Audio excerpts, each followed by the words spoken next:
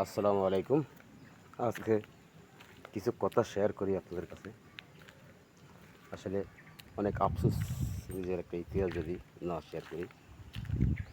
কথাগুলো সবাই লাস্ট পর্যন্ত ভিডিওটা দেখবেন এবং তারপরে বিস্তারিত কমেন্ট করি। আসলে বসি একখান এই মালয়েশিয়া যখন আসি, আসলে তখন 2008 সাল। আসার পরে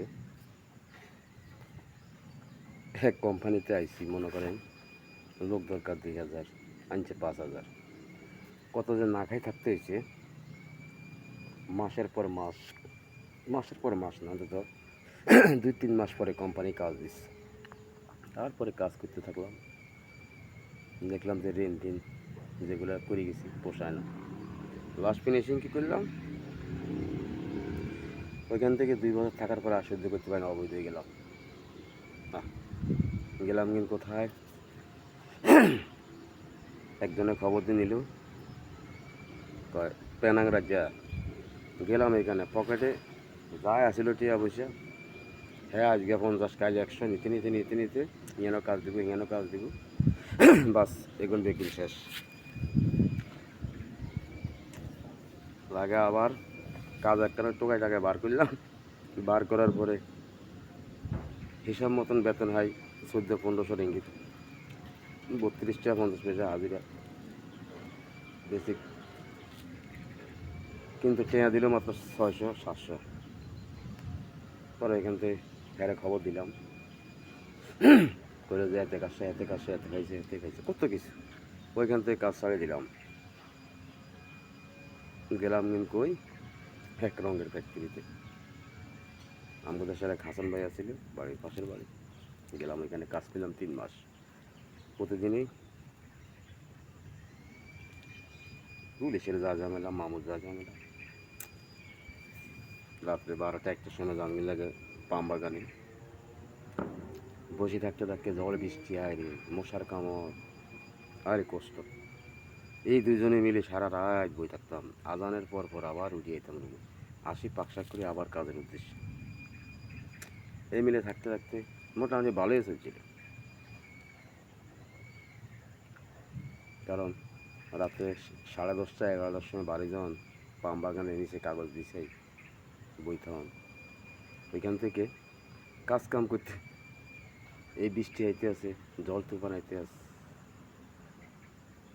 কী করি আমার।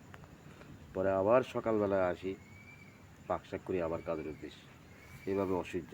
পরে ওইখান থেকে কাজ ছাড়িয়ে দিলাম, চলে এলাম কেএলসিসির সামনে।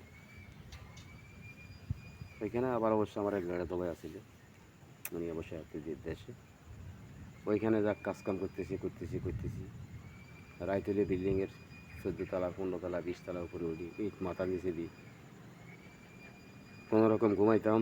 আর বিল্ডিংয়ের চারপাশে জালি টালি দিত, নেট দিত, এগুলা দিই গায়ে দিয়ে ঘুমাইতাম।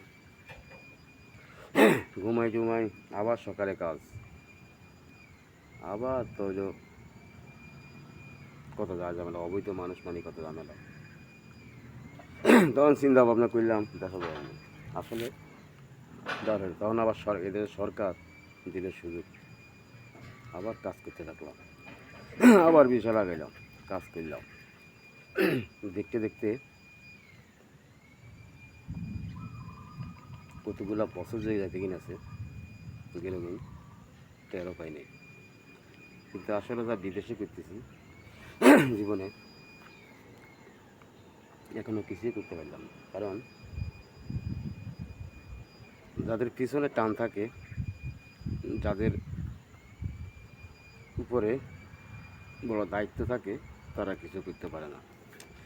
যখন দায়িত্ব শেষ হয় কিছুটা, আর যাদের দায়িত্ব নিয়ে কাজ করা হয়, যারা বড় হয় টুকিটাকি, তখন আসলে ওই জিনিসটা কারোই খেয়াল থাকে না। তখন আর যে দায়িত্ব পালন করে গেছে, তার আসলে সম্বল বলতে কিছু থাকে না। আর এখন তো যারাই, আর আমরা তো কত খাইয়াছিলাম, না খাইয়াছিলাম এই দেশে, তারপরে টিকি আছে। আমাদের নিজের চোখের সামনে অনেক লোকই তখন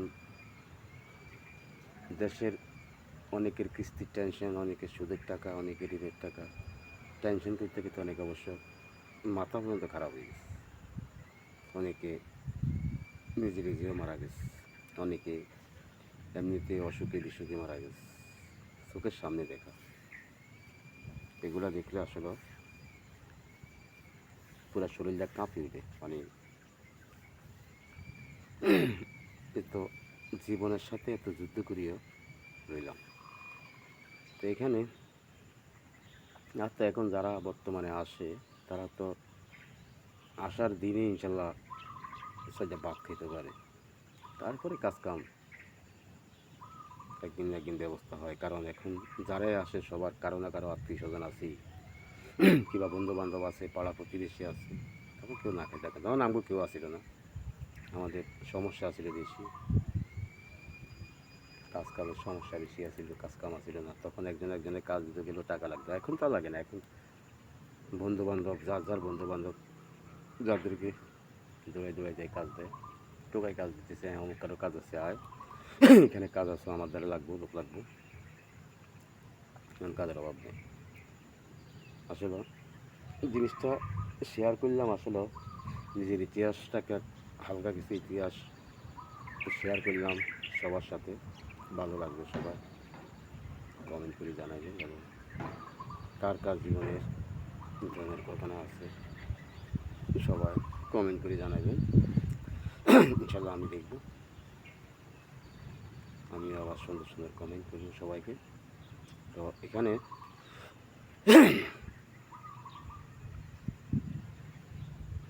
এইভাবে আর কি দিনকাল বর্তমানে চলতেছে। তবে যারা মালয়েশিয়া বর্তমানে আছে, আমরা আছি সবাই মোটামুটি আল্লাহর রহমতে ভালো আছি। কারণ মালয়েশিয়াতে আসলে তেমন একটা মানুষ শোনার তেমন একটা না খাই থাকে না। যারা আমাদের দেশের কথাই বলি, আমাদের দেশের থেকে যারা আসি তেমন একটা মানুষ না খাই থাকে না। সবাই সাইডে ডাল ভাত খাইতে পারে, মোটামুটি কাজ কাম করতে পারে, ব্যবসা মোড়ায় টাকা পয়সা পাঠাতে পারে। তো যদি আগের মতো হইতো তাহলে হয়তো বা সবার সমস্যায় থাকতো। আমরা যেরকম অনেক জীবনের সাথে যুদ্ধ করি, এদেশে ঠিকই আছিলাম, এখনও ঠিকই আছে। তারপরও দেখি আল্লাহ কদিন রাখে কিসমতে, রিজিক যতদিন থাকে। তবে রিজিক যতদিন থাকে সেটা না, কিন্তু তারপরেও জীবনের একটা টার্গেট আছে যে আমি এই কয়েক বছর থাকি আমি যাই, এরকম একটা টার্গেট আর কি। তো যাক, সবাই ভালো থাকবেন, সুস্থ থাকবেন, সবার সুস্থতা কামনা করি।